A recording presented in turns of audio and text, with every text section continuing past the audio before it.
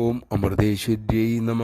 ഒരിക്കൽ അമ്മയുടെ തിരുസന്നിധിയിൽ സത്സംഗം നടത്തവേ താൻ കടന്നു പോകുന്ന അഗ്നിപരീക്ഷങ്ങളെക്കുറിച്ച്, മനസംഘർഷങ്ങളെക്കുറിച്ച് ഒരു ജർമ്മൻ സാധക വിവരിച്ചു. അവർ ആ സത്സംഗം അമ്മയ്ക്ക് സമർപ്പിച്ച ഈ വാക്കുകളോടെയാണ്: ഞാനിപ്പോൾ എൻ്റെ ജീവിതത്തെ സ്നേഹിക്കുന്നു. ഞാനിപ്പോൾ എന്നോട് തന്നെ വളരെ ശാന്തമായാണ് പെരുമാറുന്നത്. ഞാൻ കടന്നു പോകുന്ന എല്ലാ ഘട്ടങ്ങളെയും വളരെയേറെ നന്ദിപൂർവ്വം ഞാനിപ്പോൾ സ്മരിക്കുകയാണ്. എല്ലാം അമ്മയുടെ പ്രസാദമാണെന്ന് ഞാൻ മനസ്സിലാക്കുന്നു. ഇക്കാര്യങ്ങൾ ശീലിച്ചതോടെ എൻ്റെ മുന്നിലുള്ള വഴികൾ ഓരോന്നായി അമ്മ തുറന്നു തരാൻ തുടങ്ങി. അമ്മയോടുള്ള എൻ്റെ പ്രേമവും അഗാധമായി കൊണ്ടിരിക്കുകയാണിപ്പോൾ. നമഃശിവായ.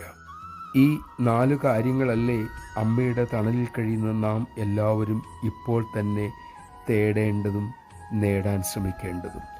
നമുക്കതിനായി പ്രയത്നിക്കാം, അമ്മയോട് പ്രാർത്ഥിക്കാം. അമ്മ നമ്മെ അനുഗ്രഹിക്കട്ടെ.